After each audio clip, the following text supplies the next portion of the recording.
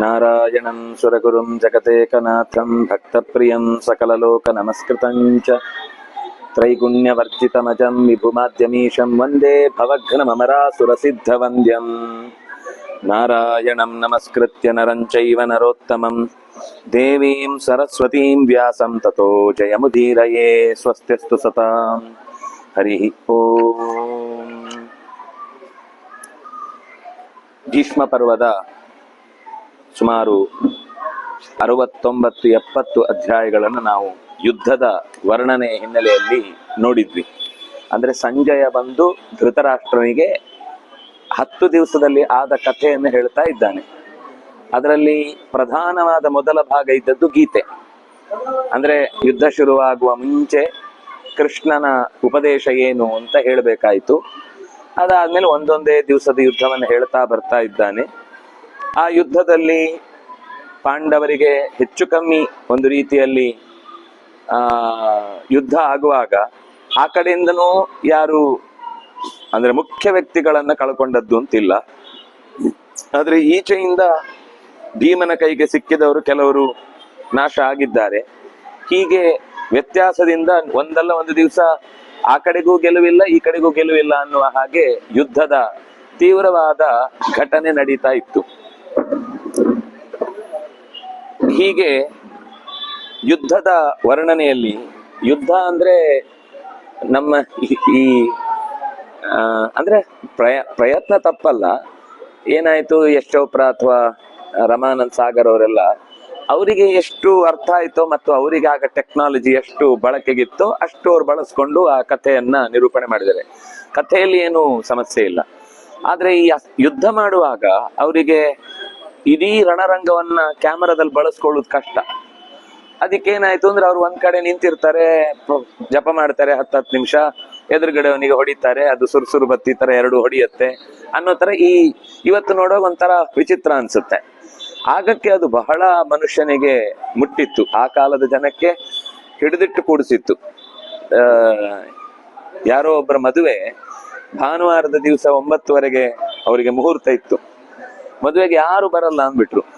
ಕೊನೆಗೆ ಏನಾಯ್ತು ಅಂದ್ರೆ ಮದುವೆಯ ಹಾಲಿಗೆನೆ ಟಿವಿ ಹಾಕ್ಸಿ ಅಲ್ಲೇ ಮಹಾಭಾರತದ ಪ್ಲೇ ಆಗ್ತಾ ಇರ್ಬೇಕಾದ್ರೆ ಈ ಕಡೆಯಿಂದ ವಿವಾಹದ ಪ್ರಕರಣವು ನಡೆಯಿತು ಅಂತ ಒಬ್ರು ಹತ್ತಿರದ ಸಂಬಂಧಿಗಳು ಹೇಳಿದ್ರು. ಅಂದ್ರೆ ಅಷ್ಟು ಜನರಿಗೆ ಆ ಕಾಲದಲ್ಲಿ ಅದೊಂದು ಮಾನಸಿಕವಾಗಿ ಅವರಿಗೆ ಒಂದು ಅತ್ಯಂತ ಪ್ರೀತಿಯನ್ನು ಹುಟ್ಟು ಹಾಕಿತ್ತು. ಈ ದೃಷ್ಟಿಯಲ್ಲಿ ಒಳ್ಳೆಯ ಪ್ರಯತ್ನ. ಆದ್ರೆ ಮೂಲ ಗ್ರಂಥವನ್ನು ಓದಿದಾಗ ನಮ್ಗೆ ಗೊತ್ತಾಗುವುದೇನು ಅಂದ್ರೆ ಗೊತ್ತಾಗುವುದೇನು ಅಂದ್ರೆ ಅದು ಕೇವಲ ಒಂದು ಕಡೆ ನಿಂತು ಮಾಡುವ ಯುದ್ಧ ಅಲ್ಲ ಅಂತ. ಸಂಕುಲ ಯುದ್ಧ ಅಂದ್ರೆ ಒಂದು ಕಡೆಯಿಂದ ರಥ, ಒಂದು ಕಡೆಯಿಂದ ಆನೆ, ಒಂದು ಕಡೆಯಿಂದ ಕುದುರೆ, ಒಂದು ಕಡೆಯಿಂದ ಸೇನೆಗಳು ಎಲ್ಲ ಒಟ್ಟೊಟ್ಟಿಗೆ ನುಗ್ಗುತ್ತಾ ಇರುತ್ತೆ. ಒಂದು ಕಡೆ ನಿಂತು ಯುದ್ಧ ಮಾಡುವುದಲ್ಲ, ಒಂದರ ಮೇಲೆ ಒಂದು ಯಾರು ಎದುರಾಗ್ತಾ ಇರ್ತಾರೋ ಅವ್ರ ಜೊತೆಗೆ ಹೋರಾಟ ನಡೀತಾ ಇರುತ್ತೆ. ಅಂತಹ ಯುದ್ಧಕ್ಕೆ ಸಂಕುಲ ಯುದ್ಧ ಅಂತ ಕರೀತಾರೆ. ಸಂಕುಲ ಯುದ್ಧ ಅಂದ್ರೆ ಎಲ್ಲೂ ನಿಂತಿರುವುದಿಲ್ಲ, ಯಾರು ಎಲ್ಲೂ ಒಂದು ಕಡೆ ನೆಲೆ ಆಗುದು ಅಂತಿಲ್ಲ, ಹೋಗ್ತಾ ಇರುತ್ತೆ. ಎದುರುಗಡೆ ಅವನಿಗೆ ಬಾಣ ಹೊಡಿತಾ ಇರ್ತಾರೆ. ಹಾಗೆ ಹೊಡೆಯುವಾಗ ಅದರಲ್ಲೂ ಅರ್ಜುನನದ್ರಲ್ಲಿ ವಿಶೇಷತೆ ಏನು ಅಂದ್ರೆ ಅವನು ಕ್ಲಾಕ್ ವೈಸ್ ಅಂದ್ರೆ ತಿರುಗುವಾಗ್ಲೂ ಹೊಡಿತಾನೆ, ಆಂಟಿ ಕ್ಲಾಕ್, ಯಾಕಂದ್ರೆ ಅವನಿಗೆ ಎಡಗೈಯು ಬರ್ತಿತ್ತು. ಅವನು ಸವ್ಯಸಾಚಿ ಆದ್ರಿಂದಾಗಿ 2 ದಿಕ್ಕುಗಳಲ್ಲಿ ಬಾಣವನ್ನ ಪ್ರಯೋಗ ಮಾಡೋದು ಅವನಿಗೆ ಸಾಧ್ಯ ಇತ್ತು. ಹೀಗಿರುವ ತೀವ್ರವಾದ ಯುದ್ಧದ ವರ್ಣನೆಯನ್ನ ಸಂಜಯ ಧೃತರಾಷ್ಟ್ರನಿಗೆ ಮಾಡುವಾಗ ಅವನಿಗೆ ಒಂಥರ ಹೆದರಿಕೆ ಶುರುವಾಯಿತು. ಅಂದ್ರೆ ಭೀಮನ ಯುದ್ಧ, ಅರ್ಜುನನ ಯುದ್ಧ ಪ್ರತಿಯೊಂದು ಕೂಡ ಅದು ಎಷ್ಟು ವರ್ಣಿಸಿದ್ರೂ ಅವರ ಯುದ್ಧದ ತೀವ್ರತೆಯನ್ನ ಬಾಯಲ್ಲಿ ಹೇಳೋದು ಸಾಧ್ಯವೇ ಇಲ್ಲ. ಅದನ್ನ ನೋಡಿಯೇ ತೀರ್ಬೇಕು. ಆದ್ರೆ ಸಂಜಯ ನೋಡಿ ಹೇಳಿದ್ದಾದ್ರಿಂದ ಅವನ ಕಣ್ಣಿಗೆ ಕಟ್ಟಿದ ಹಾಗಿತ್ತು. ಅದನ್ನ ಹೇಳ್ತಾರೆ, ಪಾದಾನಾಂ ಭೂಷಣಾನಾಂಚ ಕೇಯೂರಾಣಾಂಚ ಸಂಘರ್ಷಃ ರಾಶಯಸ್ತತ್ರ ದೃಶ್ಯಂತೆ ಭೀಷ್ಮ ಭೀಮ ಸಮಾಗಮೆ. ಭೀಷ್ಮ ಮತ್ತು ಭೀಮ ಇಬ್ರು ಯುದ್ಧದಲ್ಲಿ ಸೇರಿದಾಗ ಹೇಗಿತ್ತು ಅಂದ್ರೆ ಹೊಡೆದಾಟ ಆದ್ಮೇಲೆ ಅಲ್ಲಲ್ಲಿ ಎಲ್ಲರೂ ಕೈಕಾಲು ಕಳ್ಕೊಂಡು ಬಿದ್ದಿರ್ತಿದ್ರು. ಅದರಲ್ಲಿ ಹೇಗಿತ್ತು ಅಂದ್ರೆ ಅಲ್ಲಲ್ಲಿ ಪಾದಗಳು, ಕೈಗಳು, ಅದರ ಕೈಗೆ ಹಾಕಿದ ಕಡಗ, ಕಾಲಿಗೆ ಹಾಕಿದ ಗೆಜ್ಜೆಯ ತರ ಗಂಡಸರಿಗೆ ಒಂದು ಕಡಗ ತರ ಇರ್ತಿತ್ತು, ಕೈಗೆ ಹೇಗೆ ಹಾಕ್ತಾರೋ ಕಾಲಿಗೆ ಒಂದು ಹಾಗೆ ಹಾಕುವ ಕ್ರಮ ಇತ್ತು ಹಿಂದೆ. ಅಂತ ಆಯುಧಗಳನ್ನೆಲ್ಲ ಕೈಯಲ್ಲಿ ಚೆಲ್ಲಿದ್ದಷ್ಟೇ ಅಲ್ಲದೆ ಮೈ ಕೈಯಲ್ಲಿದ್ದ ಆಭರಣಗಳೆಲ್ಲ ರಾಶಿ ರಾಶಿ ಬಿದ್ದಿರ್ತಿತ್ತು. ಭೀಮರ ಹೊಡೆತಕ್ಕೆ ಸಿಕ್ಕಿದ ಸೈನ್ಯದ ಪರಿಣಾಮ ಹಾಗಿತ್ತು. ಕೇವಲ ಅಷ್ಟೇ ಅಲ್ಲ, ಅಶ್ವಾನಾಂ ಕುಂಜರಾಣಾಂಚ ರಥಾನಾಂಚ ಅನಿವರ್ತಿನಾಂ. ಯುದ್ಧದಲ್ಲಿ ಒಂದು ಅವರ ದೃಢವಾದ ನಿಲುವು ಏನು ಅಂದ್ರೆ, ಯುದ್ಧಕ್ಕೆ ಬಂದ ಮೇಲೆ ಹಿಂದೆ ಹೋಗೋ ಕ್ರಮ ಇಲ್ಲ, ಪ್ರಾಣ ಬಿಡುದಷ್ಟೇ. ಅನಿವರ್ತಿನಾಂ, ವಾಪಸ್ ಹೋಗ್ತಿರ್ಲಿಲ್ಲ. ಯಾವುದು ಎಲ್ಲವೂ ಈ ಕುದುರೆ ಆನೆಗಳು ಸಮೇತ ಹೆದರಿ ಓಡಿ ಹೋಗ್ತಿರ್ಲಿಲ್ಲಂತೆ. ತನ್ನ ಯಜಮಾನನನ್ನ ಹೊಡೆದು ಹಾಕಿದ್ರೆ ತಾವು ಶತ್ರುಗಳ ವಿರುದ್ಧ ಹೋರಾಡುವುದಕ್ಕೆ ಮುಂದಿನಿಂದ ಬಂದು ಅವುಗಳು ಹಾಯುವುದೇನು, ಕಾಲಿಂದ ಒದೆಯುವುದೇನು, ಆನೆಗಳಾದ್ರೆ ಗೀಳಿಟ್ಟು ರಥಗಳನ್ನ ಉರುಳಿಸುವುದೇನು ಎಲ್ಲ ಮಾಡ್ತಿದ್ವು. ಅಂಥ ಕುಂಜರಗಳನ್ನು ಕೂಡ ಭೀಮಸೇನ ಎದುರಿಸಿ ಅವುಗಳನ್ನ ನಿಶ್ಚೇಷ್ಟಿತರನ್ನಾಗಿಸಿ ಬೀಳಿಸ್ತಾ ಇದ್ದ.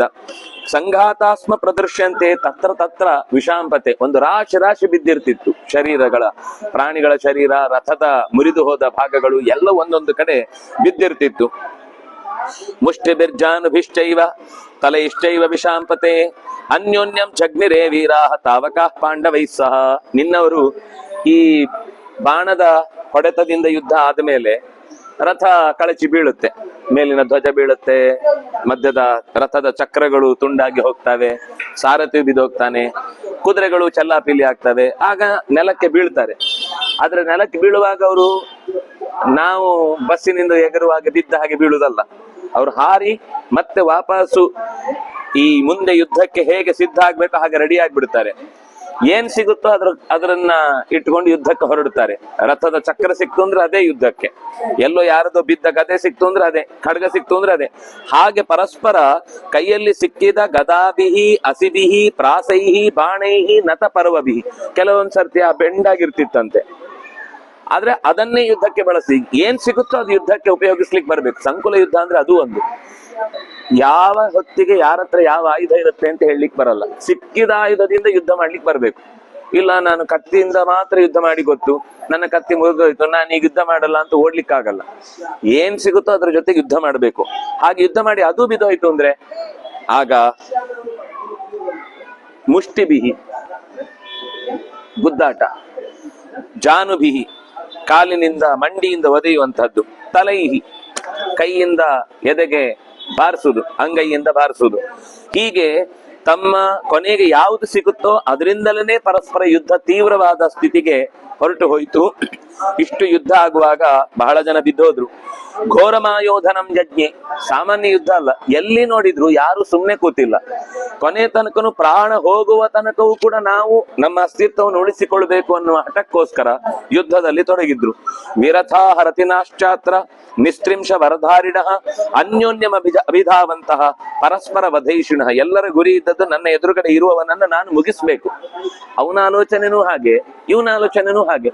ಆಗ ಯುದ್ಧಕ್ಕೆ ಹೆಚ್ಚು ತೀವ್ರತೆ ಬರುತ್ತೆ, ಯುದ್ಧಕ್ಕೆ ಹೆಚ್ಚು ಘರ್ಷಣೆ ಬರುತ್ತೆ. ಈ ಘರ್ಷಣೆಯಿಂದ ನಿನ್ನ ಮಗನಾದ ದುರ್ಯೋಧನ, ಸಂಜಯ ಹೇಳ್ತಾ ಇರುವ ಮಾತು, ನಿನ್ನ ಮಗನಾದ ದುರ್ಯೋಧನ ಕಲಿಂಗರು ಅಂತ ಒಂದಿಷ್ಟು ಜನ ಕಳಿಂಗ ದೇಶದ ರಾಜರು, ಅವರೆಲ್ಲ ದುರ್ಯೋಧನನಿಗೆ ಸಹಾಯಕ್ಕೆ ಬಂದ್ರು. ಕೂಡ್ಲೆ ಸಹಾಯಕ್ಕೆ ಬಂದಾಗ ಭೀಷ್ಮರನ್ನು ಮುಂದಿಟ್ಟುಕೊಂಡು ಕಲಿಂಗ ರಾಜರನ್ನ ಕಟ್ಟುಕೊಂಡು ಪಾಂಡವರ ಮೇಲೆ ಮತ್ತೆ ಯುದ್ಧಕ್ಕೆ ಹೊರಟ. ಹೀಗೆ ಯುದ್ಧ ಹೋಗುವಾಗ ಈ ಒಂದು ಕಡೆಯವರು ಸೇರ್ಕೊಂಡಾಗ ಇನ್ನೊಂದು ಕಡೆಯವರು ಅವರು ಬರ್ತಾರೆ. ಅವರಲ್ಲಿ ಆವಂತ್ಯ ಕಾಶಿರಾಜೇನ ಭೀಮಸೇನೇನ ಸೈಂಧವ, ಕಾಶಿರಾಜ ಕಾಶಿ ದೇಶದವನೊಬ್ಬ, ಅವನನ್ನ ಅವಂತಿ ದೇಶದ ಸೇನೆ ಆವರಿಸಿತು. ಭೀಮಸೇನನನ್ನ ಸೈಂಧವ ಅಂದ್ರೆ ಜಯದ್ರಥ, ಈ ದುರ್ಯೋಧನನ ತಂಗಿಯ ಗಂಡ, ಅವನು ಆವರಿಸಿಕೊಂಡ. ಇನ್ನೊಂದು ಕಡೆಯಿಂದ ಅಜಾತ ಶತ್ರು ಮದ್ರಾಣ, ಧರ್ಮರಾಜನನ್ನ ಮದ್ರ ದೇಶದವರು ಆವರಿಸಿಕೊಂಡ್ರು. ಋಷಭೇಣ ಯಶಸ್ವಿನ, ಅದು ಅವನಿಗೆ ವಿಶೇಷಣ. ಸಹಪುತ್ರ ಸಹಮಾತ್ಯ ಶಲ್ಯೇನ ಸಮಸಜ್ಜತ, ಶಲ್ಯ ಅದರ ನೇತೃ, ಮದ್ರ ದೇಶದ ರಾಜ ಅವನು. ಮದ್ರ ದೇಶದ ರಾಜನ ಪರಿವಾರವಾಗಿ ಎಲ್ಲರೂ ಸೇರಿಕೊಂಡು ಯುಧಿಷ್ಠಿರನ ಮೇಲೆ ಒಟ್ಟಿಗೆ ದಾಳಿ ಮಾಡಿದ್ರು. ಮಾತ್ಸ್ಯಾಹ ದುರ್ಯೋಧನಂ ಜಗ್ಮುಹು, ಮತ್ಸ್ಯ ದೇಶದ ಜನ ಎಲ್ಲ ದುರ್ಯೋಧನನ ಕಲಿಂಗ ದೇಶದಿಂದ ಅವನು ಮುಂದೆ ಬಂದ್ರೆ ಮತ್ಸ್ಯ ದೇಶದವರು ಅವನ ವಿರುದ್ಧ ನಿಂತರು. ಅದೇ ರೀತಿ ಶಕುನಿಂಚ ವಿಷಾಂಪತೆ ಅಷ್ಟೇ ಅಲ್ಲ, ದುರ್ಯೋಧನ ಮಾತ್ರ ಅಲ್ಲ, ಈ ಶಕುನಿಯನ್ನು ಅವರೇ ಆವರಿಸಿಕೊಂಡ್ರು. ದ್ರೋಣೇನ ಸಮಸಜ್ಜಂತ ಸಪುತ್ರೇಣ ಮಹಾತ್ಮನ, ದ್ರುಪದನ ಮಕ್ಕಳು ಶೇಕಿತಾನ, ಸಾತ್ವಿಕಿ ಇವರಿಷ್ಟು ಜನ ದ್ರೋಣನೊಟ್ಟಿಗೆ ಯುದ್ಧಕ್ಕೆ ನಿಂತರು. ಅಂದ್ರೆ ಇದು ಅಲ್ಲಲ್ಲಿ ಅವ್ರವ್ರವ್ರವ್ರು ಈ ಕೆಲವೊಂದ್ಸರ್ತಿ ದೊಡ್ಡ ಸಭೆ ಆಗುವಾಗ ಅನೇಕ ಸ್ಟೇಜ್ಗಳಲ್ಲಿ ಬೇರೆ ಬೇರೆ ಕಾರ್ಯಕ್ರಮ ಆಗ್ತಾ ಇರುತ್ತೆ. ಅವ್ರು ಬಡ್ಕೋತಾ ಇರ್ತಾರೆ, ಇವ್ರು ಬಡ್ಕೋತಾರೆ, ಯಾರು ಕಾಯ್ಲಿಕ್ಕಿಲ್ಲ. ಅವ್ರ ಎದುರುಗಡೆ ಯಾರು ಸಿಗ್ತಾರೆ ಅವರೊಟ್ಟಿಗೆ ಯುದ್ಧ. ಯಾವ ಸ್ಟೇಜ್ ಅಲ್ಲಿ ಉಪನ್ಯಾಸ ಚೆನ್ನಾಗಿದೆ ಅಲ್ಲಿ ಕೂತ್ಕೊಂಡು ಕೇಳುವುದು ಅನ್ನುವ ಹಾಗೆ ಹೋಗ್ತಾ ಇರ್ತಾರೆ, ಯುದ್ಧ ಆಗ್ತಾ ಇರುತ್ತೆ. ಹೀಗೆ ಏವಂ ಪ್ರವ್ರಜಿತಾಶ್ವಾನಿ ಭ್ರಾಂತ ನಾಗ ರಥಾನಿಚ. ಸರ್ತಿ ಈ ಪೆಟ್ಟುಗಳಿಗೆ ಸ್ವಲ್ಪ ಹುಚ್ಚಿಡಿದು ಬಿಡ್ತಿತ್ತು, ಆನೆಗಳಿಗೆ ಅಥವಾ ಕುದುರೆಗಳಿಗೆ. ಆವಾಗ ಎಲ್ಲಂದ್ರಲ್ಲಿ ಓಡ್ಲಿಕ್ಕೆ ಶುರುವಾಯ್ತು. ಹೀಗೆ ಓಡುವ ತೀವ್ರವಾದ ಓಡಾಟದ ನಡುವೆ ನಿರಭ್ರೇ ವಿದ್ಯುತ ತೀವ್ರಾಹ ದಿಶಷ್ಟ ರಜಸಾವೃತಾಹ, ಈ ಓಡುವುದರಿಂದ ಧೂಳು ಎದ್ದು ಯಾರೊಟ್ಟಿಗೆ ಹೋರಾಡ್ತಾ ಇದ್ದಾರೆ ಅಂತ ಗೊತ್ತಾಗ್ತಿಲ್ಲ.